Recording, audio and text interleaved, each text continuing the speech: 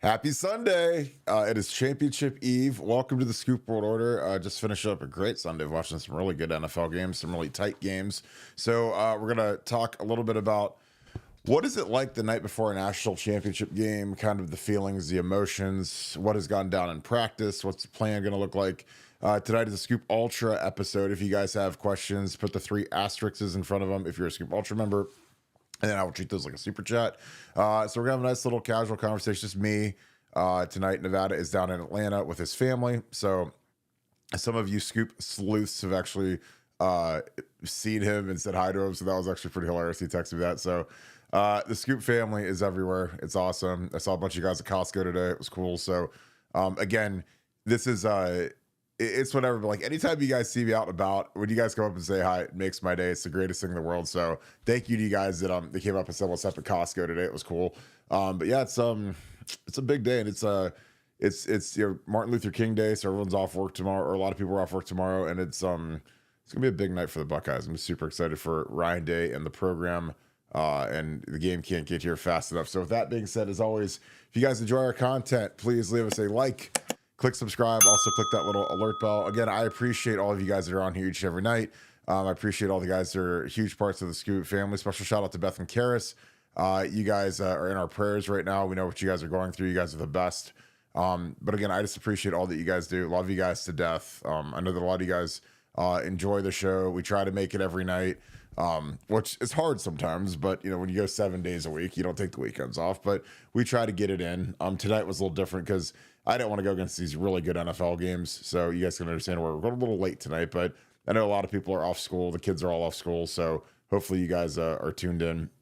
But appreciate you guys. If you guys want to do something huge for us, and again, I say it every night on Apple Podcasts, which is a format we're really trying to grow. We're working hard at it. If you want to lock in us winning a national championship tomorrow, give us a follow on there. Click subscribe. Download the episodes. That's a huge way to support us.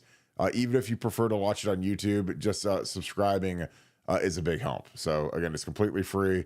Takes about 5 seconds to do, and it's something that I think a lot of you guys have been doing. So I just appreciate you guys for doing that.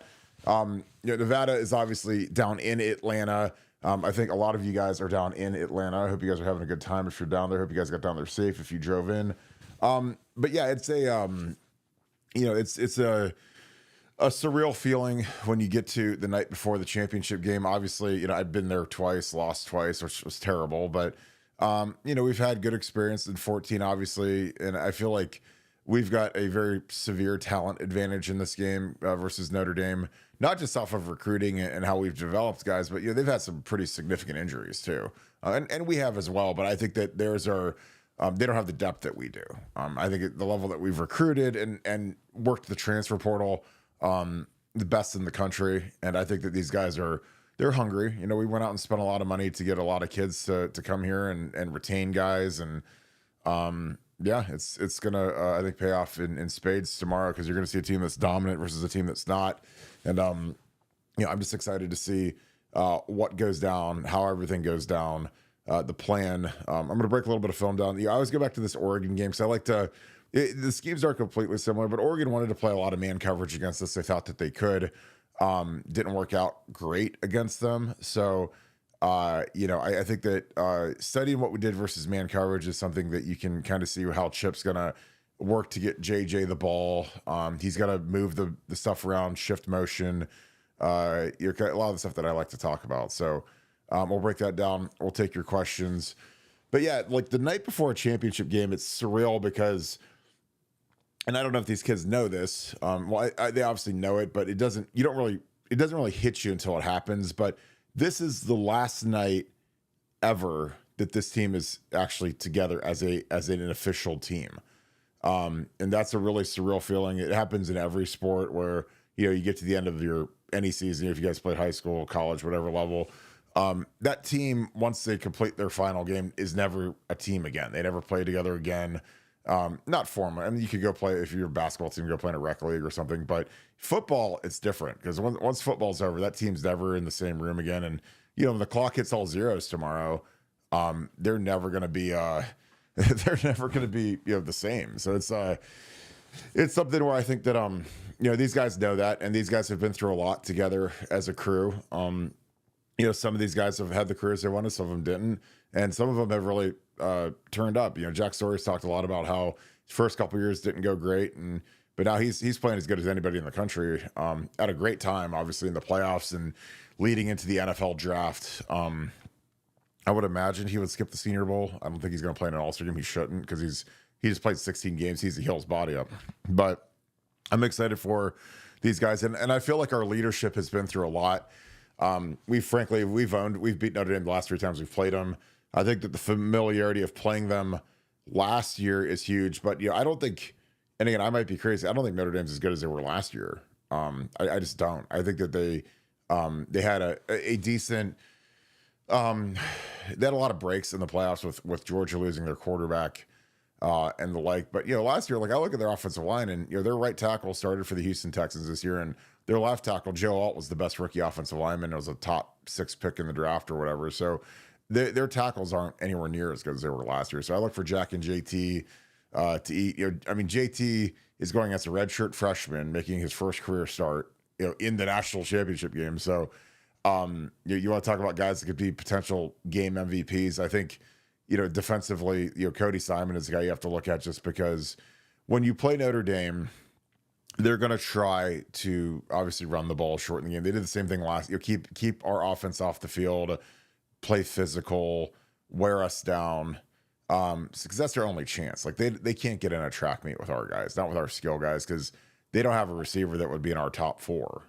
We've got 4 guys better than anybody they have, so it's going to be interesting to see what their game plan is. And I think what Chip Kelly is going to do is, if these guys truly play man the way people project that they could, I think it could be disastrous. But there's always some conversation that happens where it's I don't know if it's arrogance or, hey, this is what got us to the dance, was playing man coverage and pressure on defense and running the ball, and how much do you really want to change when this is the formula that worked and it beat Penn State, beat Georgia. And I think I think Notre Dame's going to have some confidence, because Penn State, we played Penn State and it was a tight game. That was in Happy Valley, obviously, and we were a little discombobulated because that was Donnie's first start at left tackle, and so they had a pretty good advantage there with Abdul Carter, but he's gotten much better now. Obviously, part of the reason he got better, he's not playing Abdul Carter, who's the best defensive end in the country.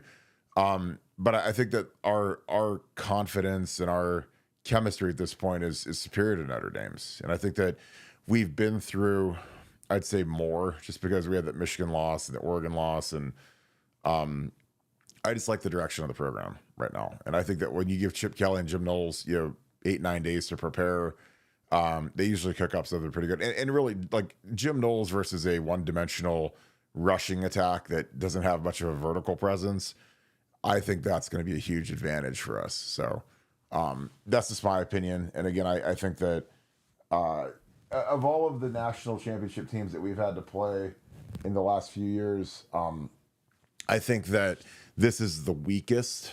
If you go back to even 2002 with Miami, the 2006 Gators, the 2007 Louisiana State Tigers, and then you've got Oregon, this is the weakest team that we've seen in a national championship game. And on the flip, I think that this is the best Ohio State team that's been in the national. This team's better than 2002, 14, obviously much better than 2006, 2007, the 2 teams that lost. So, I like the whole, kind of every variable that you can have, I feel like is tilted in our favor. So I think that that's something that, it'll bode well tomorrow night. I think that this thing could get out of hand fast, if they want to. Because again, we just played Texas. I think Texas is much better than Notre Dame. Much better. I think that they're more physical. I think that they're more talented. They've got a lot of guys on their team that could start for our team. I don't know, outside of their one defensive back, I don't know who on Notre Dame's team would start for Ohio State. There might be maybe one of the offensive linemen if they got an older guy, but their running backs, their quarterback, definitely not receivers, definitely not D line at this point. Linebackers, no. They have an All-American DB. That's it. But outside of that, I don't really see anyone that's going to be a terror. Like Texas, their one edge rusher, the freshman, was real good. Hill 0, their linebacker was real good. Those guys would start. Their left tackle's a top 5 pick in the draft, so he'd obviously start for us. Their right tackle, who Jack killed on that play, he's projected as a first round pick in the latest ESPN mock draft. So those, they had a lot of guys that those guys would probably be in the mix if not start for us. And I don't see it on Notre Dame. And again, maybe I'm crazy, but I've watched a lot of their tape, and they're a very gritty team. They're a tough team. They play really hard. They've gone through a lot of adversity. I mean, losing Riley Mills is a killer. He's their catalyst on defense, and he's a guy that, frankly, I'm glad we don't have to block him. Now we've handled better players than him. I mean, our lines played against, Abdul Carter, who I think is going to be a top 3 or 4 pick in the draft from Penn State, who's excellent. The 2 guys from Michigan on the interior, the guys at Tennessee, the guys at Oregon, really good. Texas. So, I mean, they haven't seen anything that's crazy. Like these guys at Notre Dame are going to be, I don't want to say vacation, but they're not the level of Tennessee or Texas or even Oregon. So I think that'll be fascinating. We got some Scoop Ultra questions, so appreciate you guys jumping on here. Beth and Karis. All right. Karis and Beth, appreciate you guys both. Thank you guys for being Ultra members. Are players able to sleep the night before the Natty, or are they too excited? It's a great question. I mean, I think it's kind of both. I mean, you might wake up a little bit, and it's, it kind of depends on how rowdy. I mean, the team hotel is always kind of like a frat party. So, because fans figure out where the team's staying at, and there's usually, it's usually a really nice hotel that has a really nice bar and a nice restaurant. So, on a Sunday night, generally they shut that down a little earlier, but it can get a little crazy and loud and whatever. So I don't know. Like I always would try to fall asleep. I usually don't fall asleep till midnight, regardless of anything, but it's different. I mean, it's different because when you hit the pillow and you're like, when I open my eyes, man, it's time to go win a national title or go try to. And it's surreal because, like I said, this is the last night. This is with the playoffs, it's a little different because they've had these variables of this is the last night of this and the last night of that and the last night of whatever. The last practice, 2 days ago, they had the last practice ever. Like, Jack Sawyer will never practice for Ohio State again. So that's a surreal moment. But, they've had this variable where they've had that in their head probably the last 3 weeks of the playoffs, and they keep advancing. And now this is the last practice. So, I don't know. I think everyone's kind of different. I think some guys just kind of nod off and they're calm and cool. I mean, there's some guys that, maybe not at Ohio State or all across the world, where they sleep during, in the locker room before the game. There's some NFL guys that would like take a nap before the game. There's some guys that are out running around on the field. So, everyone kind of has their own superstitions and kind of their own routines, anxieties, like whatever you want to call it. I mean, I'd always try to get to bed moderately early, and that bell's gonna come fast, man. It's just like in training camp. Like the fastest sleep of all time is during training camp, when all of a sudden, you knock on the door and you hear people bang on the door at 5 a.m. to get you up for practice. But this night's going to go quick, and it's going to go real quick. And then tomorrow is like long. These night games you're in that hotel, and you go do a team walk. You get up in the morning, you're in your sweats, go for a walk around the hotel, the outside of the hotel. They've got, usually police escort out there. Then you usually have breakfast. Then you usually have meetings. Then you have like a 2 or 3 hour window, probably like a 2.5 hour window where you're laying in your bed, in the middle of the day, which is weird because you don't have anything else to do. But they usually want you to stay off your feet, so you lay there. And I mean, this is why I hate night games. People were like, "Oh, Kirk, like night games are the best." I was like, "Well, for players, they suck because like you're stuck in the hotel all day, and you're just dying to go play." You're dying to like quote like get it over with. Like, let's go play this game and let's get rolling. Because like I tell you guys, like most of you guys are most productive in the middle of the day. Like you don't wait till 8 o'clock at night to start your work. For most people, now if you bartender or you work the night shift, then you might wait till later. But I wanted to get up and play. That's why I love noon games. And then, but these guys will be sitting around all day, and they'll just, you can feel the tension and the anxiety and the fan base, because our fans will be partying at the hotel all day. Because like, again, for the fans, it's a big party. Now, I know that they get anxious and they get nervous and everything once the game starts, but like for the players and the coaches, this is like life and death. For the fans, it's like a big tailgate party and chicken wings and beer. And again, that's great. But like for these coaches, man, they know, if they choke this one up, man, it ain't a good day. So, but I think some guys can sleep. Not everybody, but some can. So, Larry Daniels, do you see any weak spots in our team versus the Irish? I don't. And again, I'm not saying that because I run an Ohio State website and podcast. I'm saying it because we're just more talented than they are across the board. Like, again, I don't know who, outside of their one defensive back, I don't know who in their starting 11 on each side, their starting 22, would actually start over any of our guys. Like, I'm not taking them over Jack, JT, Ty Leak, Ty Hamilton, Sonny, Cody Simon. Our safeties are incredible. Maybe start one of their DBs over Davison or one of the third, move Jordan. I don't know, but offensively, none of their running backs. Obviously, I'm not taking Riley Leonard over Will Howard. There's no way, and obviously you look at our receivers, no way. So maybe tight end. I don't know, but I mean our tight end as a group has been good. They've gotten better.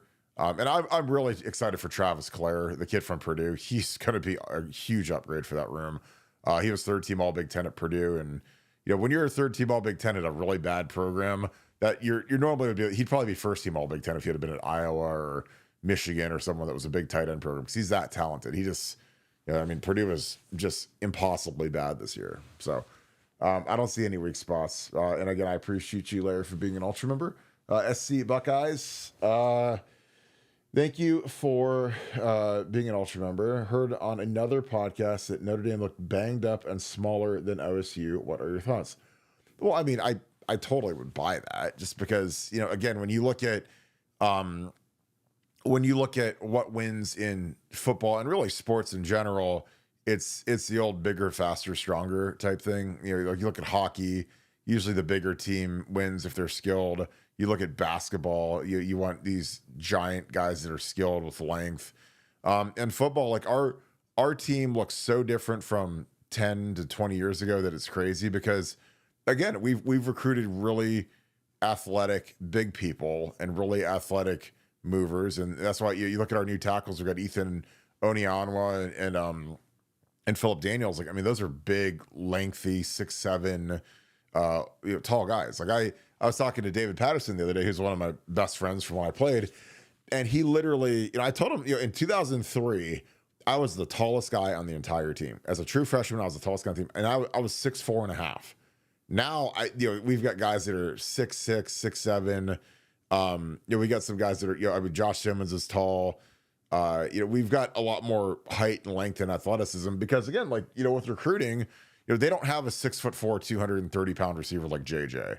They don't have a guy like that. I mean, I don't think that they have a guy like Ty Leak, who's 340 pounds and is quick as a cat and is a nasty. We recruit height and length. We want height, length, speed. There's certain measurables and kind of prototypes and analytics that we it's kind of like our starting block. And obviously you can take exceptions. There's always exceptions. Like Antoine Winfield was a great exception, but I think that our team on the hoof, quote unquote, is as good looking as there's ever been at Ohio State. And, we look like Texas. And Texas, when they get off the bus, that's what 5-star guys look like. Guys that are muscular, twitched up, athletic, explosive. And I think that's why, when we beat Texas, I felt like last week was the national championship game. Beating Texas, I was like, whoever wins that game is going to be favored versus Notre Dame or Penn State. And honestly, like I've said all week, I'd much rather play Notre Dame than Penn State, because Penn State's got, their skill guys stink, but I think that they have a really good running attack with their two tailbacks, and I think that they've got a much better defense. And so by the miracles of God, the fact that we drew Notre Dame in this game is almost insane. So I'm just happy as could be. But I think that I'm sure that they're smaller than us, but that's just because of recruiting. You recruit those big monsters and big defensive tackles and those big athletic skill guys and rangy safeties, and so, like, they don't even look like Sonny Styles. Like we probably have 10 guys that look better than any guys that like are the quote like first off the bus guys. Like when Sonny Styles gets off the bus, and JJ Smith and Ty Leak and I mean, Trey Henderson, Carnell Tate. I mean, those are the guys, Cody Simons rocked up. I mean, even some of our young guys. I mean, we got young guys that are coming that are going to be, they look the part too. I mean, hell, I'd have Ethan Oniano, the kid from Rice, the tackle. I'd have him get off the bus because he's like 6'6", like 330, humongous. Like, I'd just have him go out and warm up, and people say, "Who's that guy?" He's not eligible to play, but he's going to be our left tackle next year. Great question though. M4 I expect Freeman to have some trick plays to try and help them get a first down. So yeah, I mean, there ain't nothing left in the drawer after this one, man. You got to pull out every stop known to God and man when you're playing in this game. And if you could try to steal a possession again, Ryan has got to be insane about that because the Oregon, when we lost to Oregon, we had that fumble and we had that onside kick that we didn't recover. They kicked it to Caleb Downs, bounced off of him. So you can't have mental lapses. You can't take a play off like a kickoff or a punt. I mean, you got to be on high alert for any sort of trick play, because the thing about Marcus in this game is Marcus has nothing to lose. Marcus is a 38-year-old head coach, and Notre Dame, nobody picked Notre Dame to get here. So, I mean, he's playing with house money at this point. Now, Ryan Day has got everything to lose because Ryan, again, he's got the 20 or the $30 million roster, whatever it is, and Chip Kelly and Knowles and all these seniors. So, like Ryan's got to make sure he cuts it loose and says, screw it. But Marcus could kind of just play with house money because he's kind of made in the shade now that he's made this game, and nobody's picking him to win, so I don't know. I think it's going to be it'll be a good game, but yeah, Marcus, I'd be on high alert for any sort of trickeration. Sean Schrock, thank you for being an ultra member. Who's the best player you ever played with and against? That was a great question. Ooh, against, and again, I don't know if this was because of how young I was, but when I was a redshirt freshman, my first game ever that I played significant minutes is we played Wisconsin in 2004. And you guys can go look this up on YouTube. This was great. So they had a guy named Erasmus James, and Erasmus James, I've told the story before.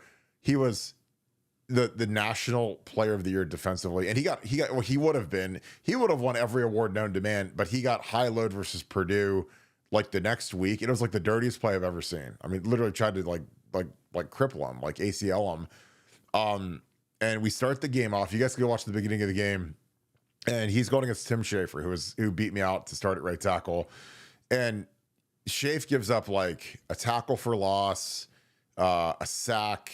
Like, I mean, it's like every play is Erasmus James making a play. Like, he gets driven into the backfield on the Statue of Liberty play. It's like terrifying. I mean, this was like when you talk, he looked like Myles Garrett in college or something, where he's just so powerful and strong, and Schaefer was just getting dog walked. It was terrible. And so I'm standing there and I'm like, man, this guy's really good. And then all of a sudden, John Peterson, who's our tight ends coach, comes up and he says, Barton, you're in next drive. And I was like, and I'd played like as a backup, and I was kind of rotating in a few drives, kind of similar to what they're doing with Luke Montgomery and Austin Seyerveld right now, and Tigre. Like, I was a guy I'd play like the third drive, and they're trying to get some film, see how I did in the games and stuff. And man, they put me out there, and he was really good, and he was really fast, and like I hung in there, didn't give up any sacks. Wasn't pretty, and obviously I was a freshman, so you're going against a senior who's he ended up being a first round pick, and he never did anything in the NFL because he was never the same after his knee got shredded. And I can't remember what the injury was, but like I don't think he played until the bowl game. He missed like the rest of the season after that high low, and it was a dirty high low. You can Google it. Erasmus James Purdue game. It was like a tight end and a tackle, just high load him, dirty. He's the best guy I ever went against, and I went against Tom Bahali was a first rounder. Mario Williams was the first overall pick.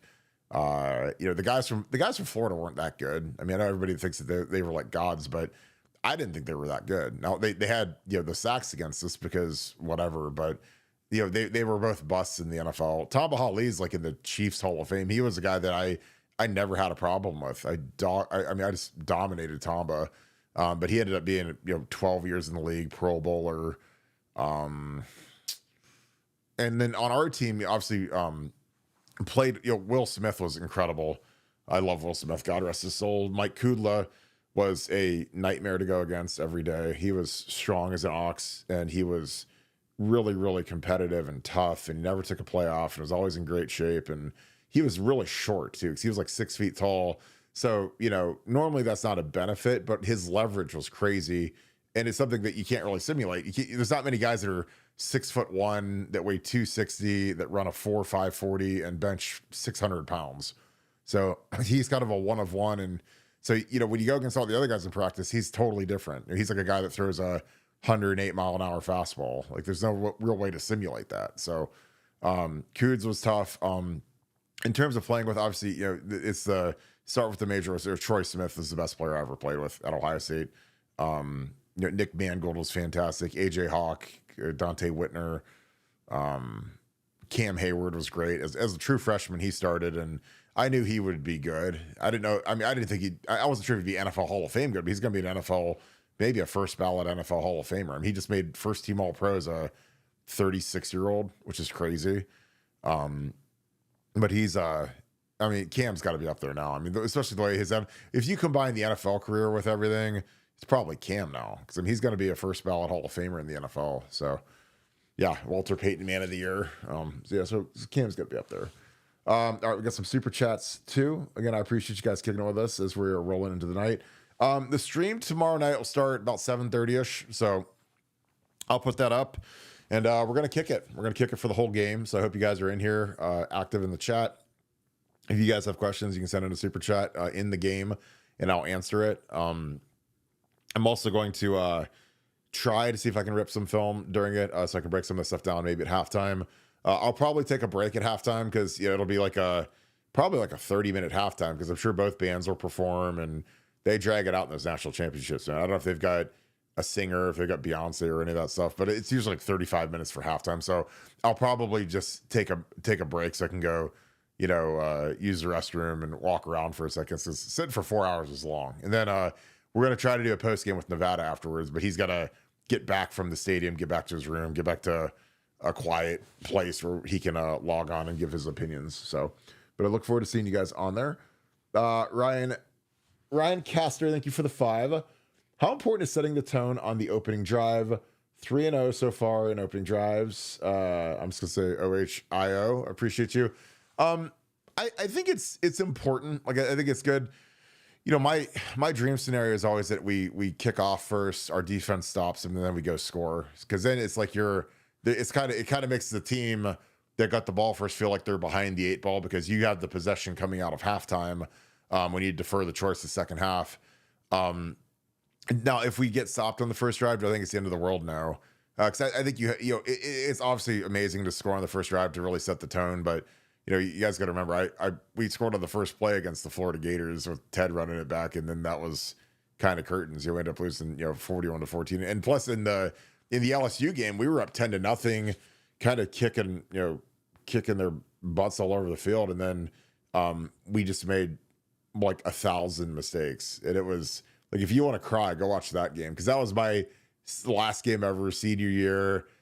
We were going to beat the SEC. We were more physical than they were. And then we just made a million mistakes, and it was so terrible. We were, again, we had 5 personal fouls. And, a personal foul is devastating because it's an automatic first down. So it could be like when we roughed the punter on 4th and 22, when we're literally we were down 14, getting the ball back. And so if we go score, it's a 7-point game in the third quarter. And instead we roughed the punter. And again, I'm not blaming. It's not Austin Spittler's fault. He was trying to go for it. But I mean, we ran a great block. If you go watch it, Austin Spittler ran right free and clear. It was schemed up perfect.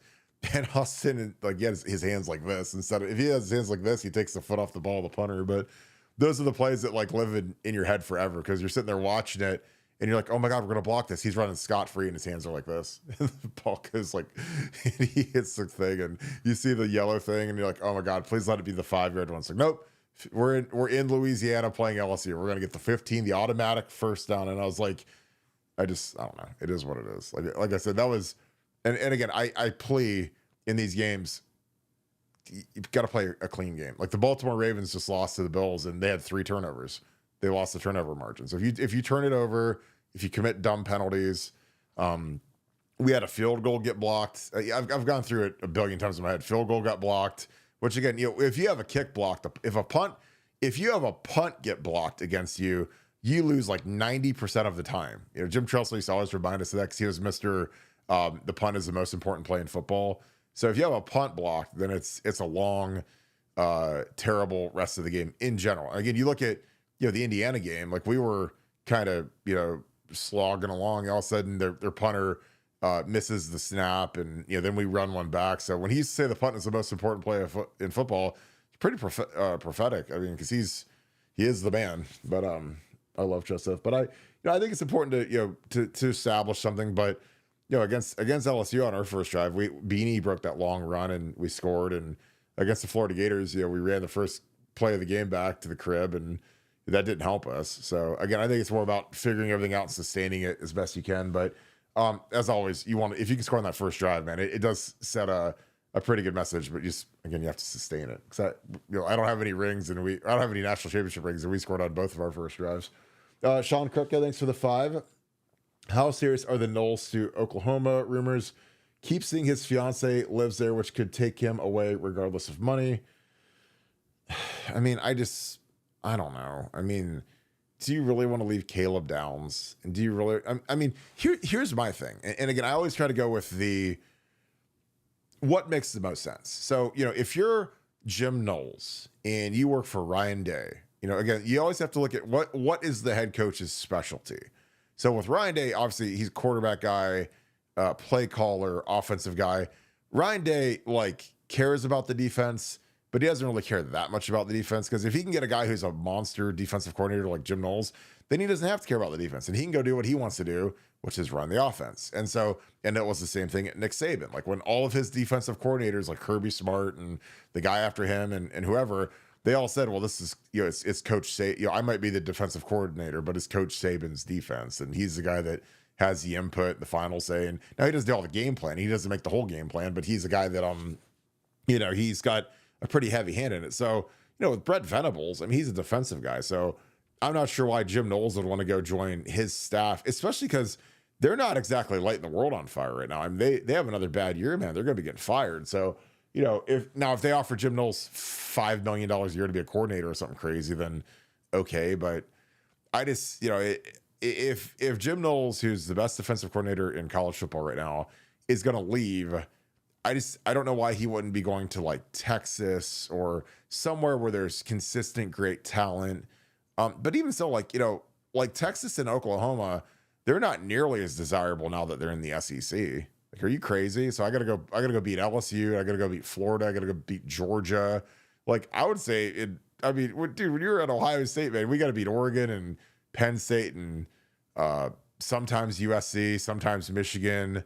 But then you got give you a big scoop of Rutgers and Indiana and Purdue and Northwestern, Illinois. These teams that all stink and they all have way less talent than we do. So I don't know. I think that it's a rumor. I'm sure that they're probably floating a good package at him. But I also think that when these rumors get spun up, that sometimes I think it's the agents negotiating with teams to try to get Jim Knowles more money at Ohio State. Because that's what I would do. If I was his agent, if I was Jim Knowles' agent, I would be calling Texas, Georgia, but a place like Texas where Steve Sarkisian is the head coach and he's an offensive guy. Lincoln Riley at USC. Oregon Lanning, he's a defensive guy. But I'd look at some of these schools that got serious money, and I'd say, hey, we've got a guy here, Texas A&M. How much do you want to offer for the best DC in the game? And this is what he ran the number 1 total defense, just won a national title. It's a good time to be in the job market if you're Jim Knowles. So I don't know. I don't think it's real, just because I don't think he wants to go, have to answer to Brett Venables if something's wrong. Because again, they don't have equal or they don't have the same defensive scheme. So, how does that work? Do you say, okay, we're going to keep some of his stuff, but then we're going to blend in some of my stuff? Where when he came to Ohio State, it was all his scheme.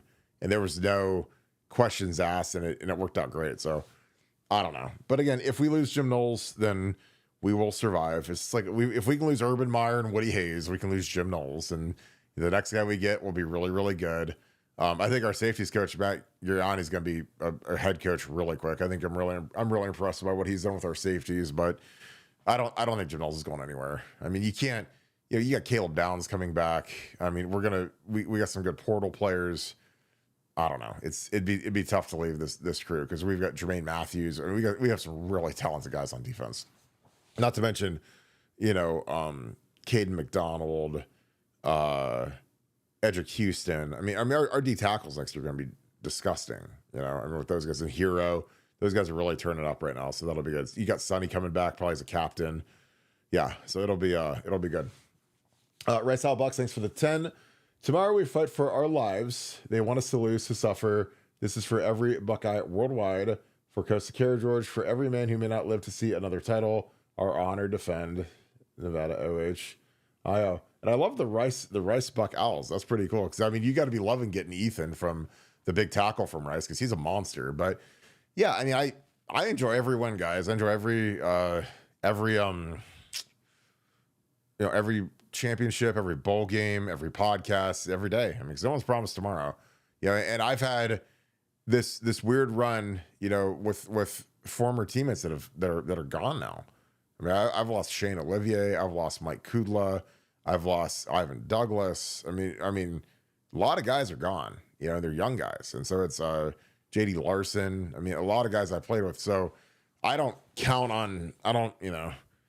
I just enjoy the day, and tomorrow's gonna be a great day. It's gonna be an awesome day to be on here. Super excited about holding the stream and watching the game with you guys. I could have gone to the game. I got offered free tickets, and I'd rather do the stream. And I'm dead serious. I'd rather be here and work and hang out with you guys and go to the game because I like doing this. This is the highlight of my day. So we're gonna hang out and have a nice little watch party tomorrow. And I like the virtual thing because everybody can come to it. Where it's if I go to a B-dubs or whatever, then I worry about it being too full, people not having a seat. But this way, everybody's got a seat. So I'm excited to see you guys tomorrow. Ryan Caster, thank you for the 5. Appreciate you, my friend. With how our defense is hitting in this playoffs, if Riley Leonard wants to take hits for extra yards, I believe it'll really affect his play. Nevada, who's not here, OHIO. Yeah, you got to be careful. Because it's one thing to get hit by some of the smaller teams. You get hit by Sonny Styles or Lathan Ransom hammers guys. Jordan Hancock. Our safeties are really good against the run, and they take the will of these running backs. So I think that you get rolling into that, man, and it's going to be good. Like I said, I think that the way that our guys have bought into stopping the run is going to be effective. And Jim Knowles and Larry Johnson have the same crew. It's all about stopping the run. You want to force these guys to pass because they're not a good passing operation. So they're gonna commit a lot of resources, a lot of people to stop the run, stop the QB run, make them uncomfortable. And again, our offense can help them by get them behind the sticks, get them down 14-0, and make them have to throw it. And that's not the world that they want to live in. They want to live in that ground and pound, run the ball. Again, it's Trussell ball. It's the same thing that Truss used to do. You make the game short, play great defense, opportunistic offense. It's the same thing. Marcus, where do you think Marcus got it all from? He got it all from Tress. So it's like Trussell ball versus Ryan Dayball tomorrow. And again, I think Ryan Dayball, especially with our skill, it's going to be severe. But yeah, you got to hit Jeremiah Love, and you got to hit Leonard. I think you got to hit Leonard in the first 10 plays. Send a blitz, get him on the ground, let him know it's going to be the worst day of his life. And we have the defensive players to do that. So I send the house early. And if you give something up, then screw it. You're trying to send a message. Perry Ellison, thanks for the deuce. Does Day get more conservative versus opponents with an average? I don't know. Because obviously the Michigan game was so bad that I don't know if that was just a total aberration or what he was thinking there. But, Texas, I think, has a really good offense. Isaiah Bond will be a first, second, or probably a second or third round pick. Quinn's probably going to be a first or second round pick. Their 2 tackles are excellent. So, I can't call Texas a bad offense. Oregon's got a really good offense. So, I don't know. I hope he keeps it rolling the same way he did versus Oregon and those guys. But I think Texas, when we're a little more conservative or whatever, it's because they have great players on defense. So you can't be quite as crazy as you were against Oregon. I don't think Oregon's secondary was very good, but Texas had per statistics the best secondary in the country. They averaged 5.5 yards per completion, which is the best in the nation. So I don't know. He sometimes can get a little conservative, but I think tomorrow he's going to cut it loose. And if they really are going to play man coverage, it's going to be the killing fields for JJ. Oh my God. So I don't know how they're going to do that. Again, that's part of the feeling out. And that's why I don't say, if you don't score on that first drive, it's the end of the world, because I think that, it's better to figure out what they're going to do in certain formations. How are they going to defend Jeremiah? And if they are like Texas and they put, basically a bracket and a safety over them, then Carnell Tate's got to eat, and Carnell Tate can eat. I mean, Carnell Tate, almost had like an MVP level game. If he scores that touchdown that hits him right in the hands, I mean, he's probably close to the offensive MVP because he was balling. You look at the numbers that he had. So I don't know. It'll be interesting. Atlanta Buck. I bet you're loving this, being down there and seeing all the crew down there. Thanks for the 5. Nevadabuck. I called in all of my work favors. I've stayed up for years. Got 2 tickets at the Gullwing Club, and I'm in Arthur Banks' owner's suite. Stop by and check it out. I'll tell Nevada. He's not on here right now. He's having dinner with the fam. He's got the fam down there, so it's just me tonight. But that'll be exceptional. I can't imagine how nice Arthur Blank's suite is. He's a great owner and he's a visionary, because that building is beautiful. And I think it's going to be awesome for our guys. So, well, you enjoy that, because there ain't nothing better than being in an owner's suite for a national championship game, unless there's a bunch of Notre Dame people in there, and that could get a little annoying. Dave Mathis, thank you for the deuce. What's your score prediction? Go Bucks. The OHIO. I'm going to go 35-17. I think that we just outclass them, outskill them.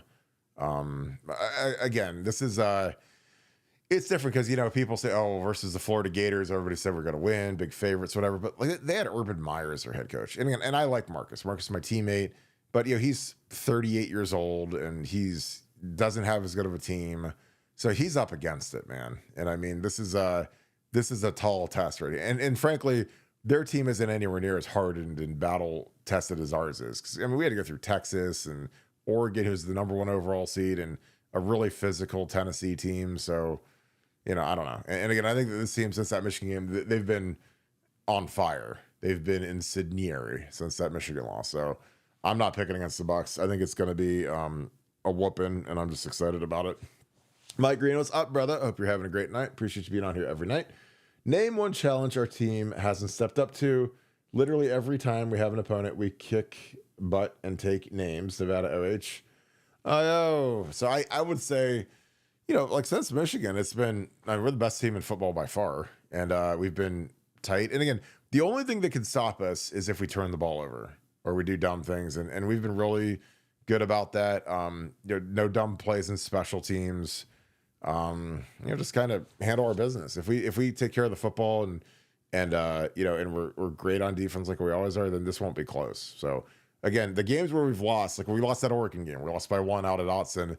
Quinshawn gets the ball taken from him. Quinshawn had a broken wrist and he played with it. And I'm sure that when he got hit and that reached for the ball, probably didn't have the strength. He couldn't claw the ball that he probably wanted to.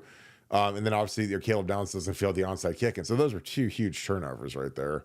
And I think that, just avoid those dumb plays. And if you play clean, it's not going to be close. So I totally agree. I appreciate you being on here, brother, every night. Joe Dream, what is up, my dude? How are you? Thank you for the 10. Notre Dame is the worst team we've played in our national title appearances since 2002. In my opinion, I have it as 41-17. I'm growing more confident this will be the greatest day in Scoop history. Yeah, I mean, that's kind of where I'm at. I just, again, LSU was a good team. They were veteran. They had Glenn Dorsey, who won every award known to man. They had Hester, who played a little bit in the league, and they were a tough team. And plus, we were playing them in Louisiana, which is tough. You're not going to get any calls in the Superdome, I promise you. But but we also played, terrible. I mean, I felt like we showed up and we fought, but we just made a bunch of dumb mistakes. And again, that's what I plea, like, take care of the football, do what you. And again, some of the mistakes, like obviously you're not trying to get a field goal blocked, but our right guard's got to get lower on field goal protection. He got his butt kicked and got knocked back, and Ricky Jean Francois jumped up and blocked it, and like that can't happen when you're a 300-pound man. I mean, you gotta figure out a way to stay down and not get ran over. So, but yeah, that's what it comes down to. Because in these games, man, it comes down to a bunch of little plays, and you just don't know. You don't know what play it's going to be. Hang on one second. See if we got any more. I think we got All right, Sean Schrock, we're going to go back to the Ultras. Appreciate you, man. Do you think Emeka breaks any of the two records he's close to breaking? Yeah. I think if they're going to stop JJ, then Emeka's going to get his 100 yards, and I think he needs 3 catches. So I think he gets it. I think they're going to try to get it for him, just because of how good of a leader he's been, captain. It's a record that, I mean, if you'd have told me you're going to play 16 games, you'd think Emeka's numbers would be much bigger than they are. But he's taking a backseat to JJ because JJ is a better player than he is. But Emeka's a first round pick, but JJ's just a once in a generation kind of talent. So good on Emeka, great kid, amazing that he was able to do that. But I think that when you look at how good he is, I mean, he'll be like Jackson Smith and Jigba when he goes to the league. And Jackson obviously didn't have the junior year that he wanted when he was injured, but he got to the league and he's a top 10 or 15 receiver in the league now. That's what Emeka will be. He'll get to the right system and he'll dominate. And I'm sure they'll do everything they can to get that. And if they take away JJ, then I think it's going to be a big day for Emeka. Dave Mathis, thank you. Thanks for being an Ultra member. How many explosive plays do you think we have? I think we probably have 6 or 7. If we have 6 or 7, it'll be a blowout. But I think that Trey, JJ, Mecca, we got guys that can take it the distance. That you get them in space, and it's a problem. And I think that those guys are going to have a big day. Even Carnell too. So it'll be a big day. Do I think that Trey and Judkins both get 1,000 yards this year? I don't know where they're at, honestly. Could. I mean, in 16 games, it's kind of crazy that they don't have 1,000, but it'll be game flow dictated. But I don't know where they're at, honestly. I don't have the stats up, but they could. And honestly, I don't think it really matters because I think that they're both high-level NFL guys. The hard part this year for these guys, especially for Quinshawn, is that this draft is the best running back draft that they've had in a long. There's a lot of really good backs in this draft. So, if I was Quinshawn, and I know he's probably not going to come back, but I mean, you consider it because you're going to make a crap ton of money if you come back, and probably make more than he'll make as a bonus guy. So he'd probably be a 3rd round pick, I think. Maybe 2nd, 3rd, depending on how fast. And really, with the running backs, it depends on their 40 time. If they run a great 40, then they'll fly up the charts, and if they don't run a great 40, then they won't. I think Trey's going to run a spectacular 40, and I think Trey should be the first running back taken. Quinshawn he's gotten better the last couple games, but he had a little bit of a lull in the middle of the season, so it'd be interesting to see what he does. But I expect him to come out, but I think that there's a thought that he might come back. All right, Dave Mathis, appreciate you, my dude. Thank you. Changes what I make to the college football playoff. Well, I would expand it. Let's just get to the brass tacks. I'd make it 16, and I'd have all the top seeds would have a home playoff game, because I think the home playoff games are amazing and they're fun, and they add to the spectacle of college football when you make teams that normally would never play each other play against each other. And I loved it. Now, there were a lot of blowouts, which is the down part, but I think then it's also fair that there's nobody that has a bye and everybody has to play right away. So obviously that would probably make the conference championship games obsolete at that point, but I would do that. Obviously, I would reseed after each round so that, if you're the 1 seed, you're playing the lowest remaining seed each time, as opposed to having the rigid bracket now where if it's like, the bracket is set and you play whoever's in the bracket. 'Cause obviously Oregon had a terrible draw having to play Ohio State in their first game, as opposed to, Arizona State or Boise State or whoever.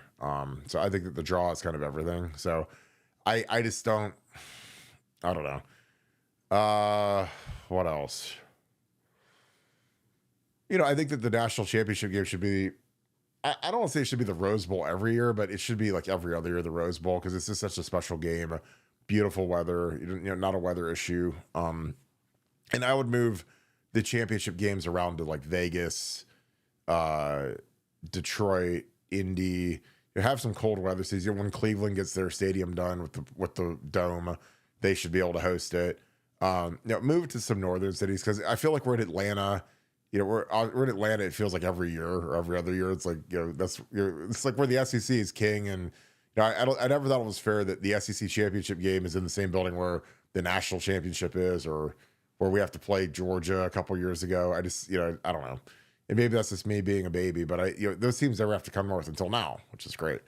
So, but that's what I would change. But if you wanted me to put points on what's the most important, I think the reseeding is the most important. So that'd be you got to make it fair, and you have to make the number one seed something that everybody wants. Like, you shouldn't be sitting here like in Nevada, who nailed it months ago. He said that the number 5 seed was overpowered, and he was right, because if you get that 5 seed, then you're playing like Penn State, you play the 12 or whatever, and then you play Boise State. So it's like you're playing SMU and Boise State for your first 2 games, as opposed to Oregon, who has to play Ohio State their first game, and then their next game would be against like Texas. So it's like, that's not really fair, in my opinion. So, but yeah, so it'll be a big day tomorrow. I'm really excited about it. See if I get any other ultras. I think I got all my super chats done. Yeah, I think we're good. All right, folks. Well, it's a late one, and if you guys are down in Atlanta, you guys should be out partying, having a good time. But I appreciate you guys. So that being said, as always, I appreciate you guys. If you guys enjoy our content, please leave us a like, click subscribe. Also click that little alert bell. Again, excited. 7:30 tomorrow. We will be here.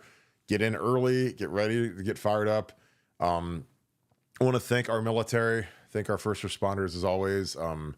It's something that we do. We don't have to wait for a natural disaster to come to thank firefighters and police officers and first responders. And I'm sure that there's going to be an incredible presence of military and SWAT and everything else around that stadium tomorrow, given the events that happened in New Orleans. So again, thank you guys for keeping us safe, protecting us. Again, we don't have to wait for California to be burning to thank firefighters. Because again, it's a treacherous job. It's a tough job. It takes tough people to do it. People that are selfless and amazing people. Same with the military, same with the police officers. So thank you guys for that. Again, I met you. You know who you are. I met you at Twin Peaks the other day. Came up, said thank you for thanking the military. I was like, well, I mean, I don't know why it's become fashionable in this country to be negative towards cops or towards the military, or towards whatever. But it's just, I don't think it's fair. And again, I don't know what this country would be if we didn't have the most powerful military in the world and an incredible group of people that patrol the streets at night. So again, I never stop thanking you guys. So again, from the bottom of my heart, you guys are what makes us a society that's great, and we're just very thankful. And I think that the tides are going to turn, and sanity is going to start reigning, and we're going to start appreciating these people that do everything for our society. And again, I appreciate you guys. So you guys are always welcome on the Scoop. And again, with our Pay It Forward program, if you guys are any of those first responders, paramedics, police officers, military, buckeyescoop@gmail.com. Our Pay It Forward program, which is our super chats, it goes towards funding memberships for buckeyescoop.com for those members. And Nevada has signed up hundreds of people in this season. It's been amazing.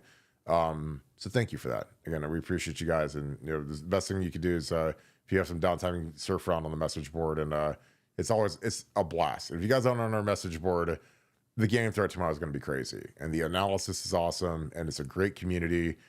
People meet some of their best friends. It's kind of like this chat. Like, I mean, this Scoop chat, people have made incredible friendships based off of the chat that we started doing and this live show, and people have gotten really tight with each other. And again, it's a point of pride for me because our community is elite, and the people that are here are elite, and we appreciate you guys. We don't take you guys for granted. And no matter what state I'm in, I try to get on here and knock a show out. And I just appreciate you guys. So with that being said, if you guys enjoy our content, please leave us a like, click subscribe, also click that little alert bell. Again, if you want to lock in a national championship, get your iPhone out, click on that purple podcast app, and type in Buckeye Scoop and click subscribe. Best thing in the world for us. It really help us out. And I appreciate you guys. But if you guys are superstitious, I'm superstitious. I clicked on it. And a lot of people have been doing it through the playoffs, and we've gotten better and better and better. So that's an easy way for you guys to help us out. It's completely free. Takes 10 seconds to do. And again, I just appreciate you guys. So that being said, it's National Championship Eve. So thank you so much, Buckeye Nation. And thank you, Scoop family. We'll talk to you guys tomorrow. The live stream is going to be epic. And I can't wait to see you guys in it, enjoying it, and chatting away. And I can't wait to see you guys. So you guys have a great night. It's time to win a natty tomorrow. Go Bucks.